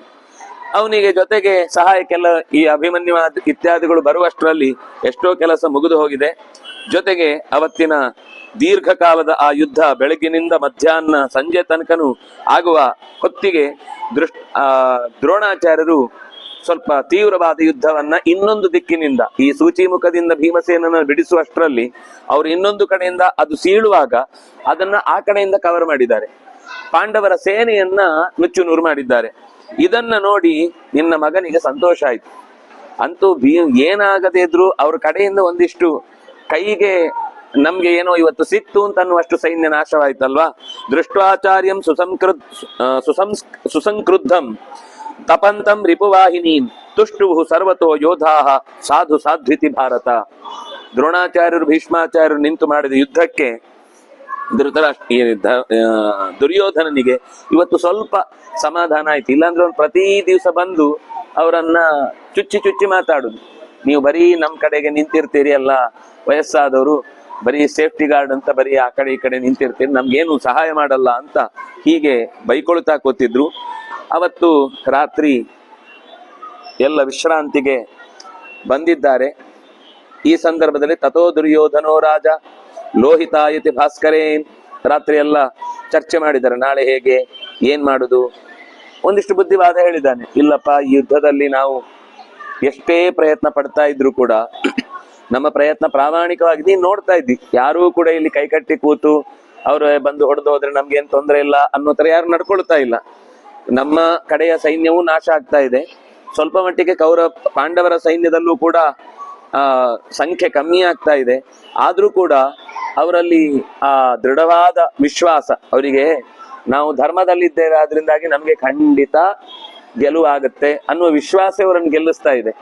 ಹಾಗಾಗಿ ನಾವು ಮಾಡಿದ ಕೆಲವು ತಪ್ಪು ಕೆಲಸಗಳಿಂದಾಗಿ ಇವತ್ತು ಎಷ್ಟು ಪ್ರಯತ್ನ ಪಟ್ಟರು ಕೂಡ ಅದನ್ನ ಮೀರಿ ಬದುಕ್ಲಿಕ್ಕೆ ಆಗ್ತಾ ಇಲ್ಲ. ಆ ಯುದ್ಧವನ್ನ ಮೀರಿ ನಮ್ಮ ಪ್ರಯೋಗಗಳನ್ನ ಯಶಸ್ವಿಗೊಳಿಸ್ಲಿಕ್ಕೆ ಆಗ್ತಾ ಇಲ್ಲ. ನಿಹತೈಹಿ ಮತ್ತ ಮಾತಂಗಿ, ನೀನ್ ನೋಡಿದ್ರೆ ಗೊತ್ತಿದೆ ನಿಂಗೆ, ಮತ್ತ ಮಾತಂಗಗಳನ್ನ ನಾವು ಭೀಮನ ಮೇಲೆ ಬಿಟ್ಟರು ಕೂಡ ಅವನು ಒಬ್ಬನೇ ಅಷ್ಟೂ ಮದಮತ್ತವಾದ ಆನೆಗಳನ್ನ ಹಿಡಿದು ಗುದ್ದಿ ಅವುಗಳನ್ನು ನಮಗೆ ವಾಪಸ್ಸು ಶತ್ರುಗಳಂತೆ ಮಾಡಿ ಪಳಗಿಸಿ ಕಳಿಸ್ಬಿಡ್ತಿದ್ದ. ಅವುಗಳು ನಮ್ಮ ಡೇರೆ ನಾವೆಲ್ಲ ರಾತ್ರಿಗೆ ಇದಕ್ಕೆ ಬೇಕು ಅಂತ ಹಾಕಿಟ್ಟಿದ್ದನ್ನೆಲ್ಲ ಧ್ವಂಸ ಮಾಡಿ ಹೋಗ್ಬಿಡ್ತಿತ್ತು. ನಮ್ಗೆ ಕಟ್ಟುವುದೇ ಮತ್ತೊಂದು ದೊಡ್ಡ ಕೆಲಸ. ಹೀಗೆ ಭೀಮಸೇನನ ಅಸ್ತಿತ್ವ ಇರುವ ತನಕ ಅರ್ಜುನನ ತೀವ್ರವಾದ ಯುದ್ಧದ ಚಳಕ, ಇವನು ಕೈ ಚಳಕ, ಯಾರ್ದು ಅರ್ಜುನನದ್ದು, ಇವೊಂದು ಕೈ ಚಳಕ ಅಲ್ಲ, ತೋಳಿನದ್ದೇ ಚಳಕ, ಸಿಕ್ಕಿದ್ದೆಲ್ಲ ಬಡಿದು ಮುಗಿಸುವುದು ಒಂದೇ ಕೆಲಸ. ಹಾಗಾಗಿ ನೀನು ಸ್ವಲ್ಪ ಸಮಾಧಾನದಿಂದ ಏನಾದ್ರೂ ಮಾಡಿದ್ರೆ ನಾವು ಇನ್ನೊಂದಿಷ್ಟು ಹೊಸ ಪ್ರವೃತ್ತಿಯಿಂದ ಸಮಸ್ಯೆಯನ್ನ ತಿಳಿ ಮಾಡ್ಬೋದು. ನೀನ್ ಏನ್ ಮಾಡ್ತಿ ಅನ್ನೋದು ನಿನ್ ಕೈಲಿದೆ. ಹಿಂದೆಲ್ಲ ರಾತ್ರಿ ಹೂ ಅಂತ ತಲೆ ಕೇಳಿದ, ಬೆಳಿಗ್ಗೆ ಎದ್ದ ತಕ್ಷಣ ಯುದ್ಧಕ್ಕೆ ಹೋಗೋಣ. ಇವರಿಗೆ ತಲೆ ಕೆಟ್ಟೋದು, ನಿನ್ನ ಅಷ್ಟೊತ್ತು ನಾನು ಏನೇನೋ ಹೇಳ್ದೆ, ಇವನ್ ನೋಡಿದ್ರೆ ಮರು ದಿವಸ ಬೆಳಿಗ್ಗೆ ಯಥಾ ಪ್ರಕಾರ ಯುದ್ಧ ಅಂತಿದ್ದಾನಲ್ವಾ. ಲೋಹಿತಾಯತಿ ಭಾಸ್ಕರೆ, ಭಾಸ್ಕರ ಕೆಂಪು ಬಣ್ಣಕ್ಕೆ ಬಂದ ತಕ್ಷಣವೇ ಸೀದಾ ಯುದ್ಧದ ಗೂಡನ್ನ ಸೇರಿದ್ದಾನೆ. ಭೀಮಸೇನ ಸುಸಂಕ್ರುದ್ಧ ಇದಂ ವಚನಮಬ್ರವೀತ್. ಯಾವಾಗ ಬೆಳಿಗ್ಗೆ ನೇರವಾಗಿ ದೃಢವೈರಿಯಂತೆ ಗರ್ಜಿಸಿ ಇವನನ್ನ ಅಣಗಿಸುವುದು, ಇದೆಲ್ಲ ಯುದ್ಧದಲ್ಲಿ ಸಹಜ. ಎದುರಾಳಿಗಳನ್ನ ತೋಳಿನಿಂದ ಪೀಡಿಸ್ಲಿಕ್ಕಾಗದೇ ಇದ್ದಾಗ ಅವರನ್ನ ಬೈದು ಮಾನಸಿಕವಾಗಿ ಹರ್ಟ್ ಮಾಡುದು. ಆವಾಗ ಅವ್ರು ಏನಾದ್ರೂ ಒಂದು ತಪ್ಪು ಸ್ಟೆಪ್ ಇಡ್ತಾರೆ, ಆವಾಗ ಅವರನ್ನು ಬಲೆಗೆ ಹಾಕುದು ಅಂತ ಅನ್ನೋ ತರದ ಯುದ್ಧಗಳು ಎಲ್ಲಾ ಕಾಲದಲ್ಲಿ ಇತ್ತು. ಈ ಆಟಗಳಲ್ಲೂ ಎದುರಾಳಿಯನ್ನು ಬೇಕು ಅಂತ ಬೈದಾಗ ಅವನು ಸಿಟ್ಟಿನಿಂದ ಜೋರು ಹೊಡೆದ್ರೆ ಅದು ನೆಟ್ ಮೇಲೆನೆ ಬಿತ್ತು ಅಂದ್ರೆ ಹೊಡೆದ ಕಾಕು ಅಲ್ಲೇ ಅವನು ಔಟ್ ಆಗಿ ಹೋಗ್ತಾನೆ. ಈ ಆಟದಲ್ಲಿ ಕ್ರಿಕೆಟ್ ಅಲ್ಲೂ ಕೂಡ ಅವರನ್ನು ಬೇಕು ಅಂತ ರೇಗಿಸುದು, ಮೈ ತಾಕ್ಸ್ಕೊಂಡು ಹೋಗುದು, ಆಮೇಲೆ ನಿನ್ನ ನೋಡ್ಕೊಳ್ತೇನೆ ಅಂತ ಏನೋ ಒಂದು ಸನ್ನೆ ಮಾಡುದು. ಅವರು ಆ ಕೋಪಕ್ಕೆ ಏನಾದ್ರೂ ಬುದ್ಧಿಯನ್ನ ಕೊಟ್ರೆ ಆ ಬುದ್ಧಿ ಕೈ ಕೊಟ್ಬಿಡುತ್ತೆ. ಬುದ್ಧಿಯ ಕೈಗೆ ಕೋಪ ಕೊಟ್ರೆ ಗೆಲ್ಬಹುದು, ಕೋಪದ ಕೈಗೆ ಬುದ್ಧಿ ಕೊಟ್ರೆ ಸೋಲುದೊಂದೇ ಕತೆ. ಹಾಗಾಗಿ ಬೇಕು ಅಂತ ಭೀಮಸೇನನ್ನ ರೇಗಿಸ್ತಾ ಇದ್ದಾನೆ. ಭೀಮಸೇನ ಕೋಪ ಬಂತು, ಆದ್ರೆ ಎಷ್ಟೇ ಕೋಪ ಬಂದ್ರು ಅವನು ಕೈ ಮೀರಿದ ಕೋಪ ಅಲ್ಲ. ಅಂದ್ರೆ ನಾನು ಏನ್ ಮಾಡ್ತಾ ಇದ್ದೇನೆ ಅಂತಾನೆ ಮರೆತು ಹೋಗುವಷ್ಟು ಕೋಪ ಅಲ್ಲ. ಅವನಿಗೆ ತಾನು ಮಾಡುವ ಪ್ರತಿಯೊಂದು ಕೆಲಸದ ಹಿಂದೆ ಎಚ್ಚರ ಇರ್ತಿತ್ತು. ಅವನಿಗೆ ಅದ್ಯತ್ವಾಮ್ಯ ವಿನಿಹನಿಷ್ಯಾಮಿ, ಇವತ್ತು ನಾನು ನಿನ್ನನ್ನ ಮುಗಿಸ್ತೇನೆ, ನೀನ್ ಓಡಿ ಹೋಗದೆ ಇದ್ರೆ ಇವತ್ತು ನಿನ್ ಕತೆ ಮುಗಿಸ್ತೇನೆ ಅಂತ ಅವನಿಗೆ ಬೈತಾ ಇದ್ದಾನೆ ವಾಪಸ್ ಭೀಮಸೇನ. ಅದ್ಯ ಕುಂತ್ಯಾಹ ಪರಿಕ್ಲೇಶಂ ವನವಾಸಂಚ ಕೃತ್ನಶಃ. ಕುಂತಿದೇವಿ ನಮ್ಮಿಂದ ದೂರವಾಗಿದ್ದಕ್ಕೆ ಕಾರಣನಾದವನು ನೀನು, ಅವಳ ಕ್ಲೇಶಕ್ಕೆ ಇವತ್ತು ಕೊನೆ ಇಡ್ತೇನೆ. ದ್ರೌಪದ್ಯಾಶ್ಚ ಪರಿಕ್ಲೇಶಂ ಪ್ರಣೇಶ್ಯಾಮಿ ತ್ವಯಿ ಹತೇ ತ್ವಯಿ. ನಿನ್ನನ್ನ ಕೊಂದು ದ್ರೌಪದಿಯ ಮನಸ್ಸಿನಲ್ಲಿರುವ ಸಭೆಯ ಮಧ್ಯದಲ್ಲಾದ ಅವಮಾನದ ವೇದನೆಯನ್ನ ನಾನು ಇವತ್ತು ಕೊನೆ ಮಾಡ್ತೇನೆ. ನೀನು ಆ ಕರ್ಣನ ಮಾತು ಕೇಳಿ ಶಕುನಿಯ ಸಹಾಯ ಸ್ವೀಕರಿಸಿ ದುಶ್ಯಾಸನನ ದುರಾಡಳಿತವನ್ನ ಮುಂದಿಟ್ಟುಕೊಂಡು ನಮ್ಮನ್ನೆಲ್ಲ ಬಹಳ ಕೀಳಾಗಿ ಕಂಡಿದ್ದಿ. ಇದಕ್ಕೆ ಒಂದು ಕೊನೆಯನ್ನ ಹಾಡಬೇಕಾದದ್ದು ಸಮಯ ಅದು ಈಗ ಬಂದಿದೆ. ಆದ್ರಿಂದಾಗಿ ಇನ್ನೇನು ನೀನು ಉಲೂಕನ ಹತ್ರ ಸಂದೇಶ ಕೊಟ್ಟು ಕಳುಹಿಸಿದಿ. ಸಾಧ್ಯ ಆದ್ರೆ ನಮ್ಮ ಸೈನ್ಯ ನೋಡ್ಕೊಳ್ಳಿ, ನಿಂಗೆ ಬದುಕುವ ಆಸೆ ಇದ್ರೆ ಅಂತ ಏನೇನೋ ಸಿಕ್ಕಾಪಟ್ಟೆ ಅವರನ್ನ ತಮಾಷೆ ಮಾಡಿ ಅವ್ರನ್ನ ಕೀಳಾಗಿ ಕಾಣುವಂತಹ ಮಾತುಗಳನ್ನೆಲ್ಲ ಹೇಳಿಕೊಳಿದ್ರು. ಇನ್ನು ಸಂಜಯನ ಹತ್ರ ಏನ್ ಹೇಳಿದ್ದ ಅಂದ್ರೆ, ಧೃತರಾಷ್ಟ್ರನ ಮೂಲಕ ಹೇಳಿಸಿದ್ದ ಏನು ಅಂದ್ರೆ, ನಿನಗೆ ಹೇಗೂ 12 ವರ್ಷ 13 ವರ್ಷ ಕಾಡಲ್ಲಿದ್ದ ಅಭ್ಯಾಸ ಆಗಿದೆ. ನನ್ ಮಕ್ಕಳು ನಾನು ಹೇಳಿದ್ ಕೇಳಲ್ಲ, ನೀವು ನನ್ನ ಮಕ್ಕಳಲ್ವಾ, ಆದ್ರೆ ನೀವು ಕಾಡಿಗೆ ಹೋಗ್ಬಿಡಿ, ಅಲ್ಲೇ ಇದ್ದು ಬಿಡಿ, ನೀವು ಒಳ್ಳೆ ಮಕ್ಕಳಾದ್ರಿಂದ ನಿಮಗೆ ಈ ಮಾತು ಹೇಳ್ತಾ ಇದ್ದೇನೆ ಅಂತ ಅಲ್ಲೂ ಕೂಡ ನಮ್ಮನ್ನ ನೀನು ಅವರ ನಿಯಮವನ್ನ ಪಾಲಿಸಿದ್ದಾರೆ, ಅದರಿಂದ ಅವ್ರಿಗೆ ವಾಪಸ್ ಕೊಡ್ಬೇಕು ಅನ್ನುವಂತಹ ಒಂದು ಕರ್ಟಸಿಯು ನಿನ್ನಲ್ಲಿ ಇಲ್ಲದೆ ಯುದ್ಧಕ್ಕಾಗಿ ಅದೂ ಸುಳ್ಳು, ದಿನಗಳನ್ನ ಪೂರ್ತಿ ಕಳೆದೇ ಇಲ್ಲ ಅಂತ ಆಕ್ಷೇಪ ಬೇರೆ ಮಾಡಿದ್ದಿ. ತೇನತ್ವ ನಿಹನಿಷ್ಯಾಮಿ ಸಾನುಬಂಧಂ ಸಬಾಂಧವಂ, ಈ ಎಲ್ಲ ಕಾರಣಗಳಿಗಾಗಿ ನಿನ್ನನ್ನ ಕೊಲ್ಲುತ್ತೇನೆ. ಶಮೀಕರಿಷ್ಯೇತ್ ಯತ್ ಪಾಪಂ ತತ್ಪಾಪಂ ಯತ್ಪುರಾ ಕೃತವಾನಸಿ, ಇವತ್ತು ನಿನ್ನ ಮೈಗೆ ಚೆನ್ನಾಗಿ ಚಡಿಯೇಟೋ ಅಥವಾ ಏನು ಸಿಗುತ್ತೋ ಅದರಿಂದ ಹೊಡೆದು ಒಂದಿಷ್ಟು ಪಾಪಗಳನ್ನಂತೂ ಕಳೆಯುವುದು ನಿಶ್ಚಯ. ಆದ್ರೆ ಕೇವಲ ನಿನಗೆ ಮಾತ್ರ ಅಲ್ಲ, ಸಾನುಬಂಧಂ ಸಬಾಂಧವಂ, ನಿನ್ನ ಪರಿವಾರ ಏನಿದೆ, ನಿನ್ನ ರಕ್ಷಣೆಗಾದ ಆಗಿ ಬಂದ ಬೆಂಗಾವಲೇನಿದೆ ಅದೆಲ್ಲವನ್ನು ಕೂಡ ನಾನು ಕೊನೆ ಮಾಡ್ತೇನೆ.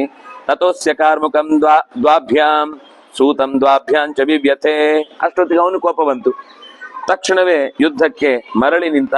ಭೀಮ ಮತ್ತು ದುರ್ಯೋಧನ ನಡುವೆ ತೀವ್ರವಾದ ಯುದ್ಧ ನಡೆಯಿತು. ಅವತ್ತು ಅವನು 11 ಜನರನ್ನು ಕೂಡ ಒಬ್ಬೊಬ್ಬರನ್ನೇ ದುರ್ಯೋಧನನಿಗೆ ಹೊಡಿಲಿಲ್ಲ. ದುರ್ಯೋಧನನ ಎದುರುಗಡೆ ಒಬ್ಬೊಬ್ಬರನ್ನೇ ಹಿಡಿದು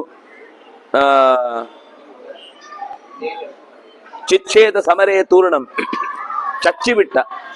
ಅವರ ಆಯುಧಗಳನ್ನ ಕಸಿದುಕೊಂಡ, ಅವರ ರಥವನ್ನ ಪುಡಿಗಟ್ಟಿದ, ಅವರ ಸಾರಥಿಯನ್ನು ಬೀಳಿಸಿದ. ಅವ್ನು ನೋಡ್ತಾ ಇರ್ಬೇಕಾದ್ರೆ ಅವನನ್ನು ಹೊಡೆಯುವುದು, ಹೊಡೆದು ಅವನು ಸ್ವಲ್ಪ ದೂರ ಹೋದಾಗ ಇವನನ್ನು ಅವನ ಎದುರುಗಡೆ ಜೋರಾಗಿ ಹೊಡೆಯುವುದು. ಅವನಿಗೆ ಹೊಡೆದ್ರೆ ಅದು ತನಗೇ ಹೊಡೆದಾಗ ಆಗ್ತಿತ್ತು. ಈ ಕೃಷ್ಣ ಕಂಸನಿಗೆ ಡೈರೆಕ್ಟ್ ಹೊಡಿಲೇ ಇಲ್ಲ. ಕಂಸನಿಂದ ಬಂದ ಪತ್ರಗಳಿಗೆಲ್ಲ ಉತ್ತರ ಕೊಡದೆ ಅದು ಅವನ ಎದುರುಗಡೆ ಹರಿದು ಹಾಕಿದಾಗೆ. ಎಲ್ಲ ಯಾರು ಸ್ಪೂತನ ಇರ್ಬೋದು, ಕೇಶಿ ಇರ್ಬೋದು, ಎಲ್ಲಾ ರಾಕ್ಷಸರು ಯಾರೆಲ್ಲ ಕೃಷ್ಣನನ್ನ ಕೊಲ್ಲಬೇಕು ಅಂತ ಕಂಸನ ಪರವಾಗಿ ಬಂದ್ರು ಅವರನ್ನು ಗುರಿಯಾಗಿಟ್ಕೊಂಡು ವಾಪಸ್ ಸೀದಾ ಅವನು ಮಥುರೆಗೆ ಹೋಗಿ ಹೊಡಿಬೋದಿತ್ತು, ಏನ್ ದೂರ ಏನಿರ್ಲಿಲ್ಲ.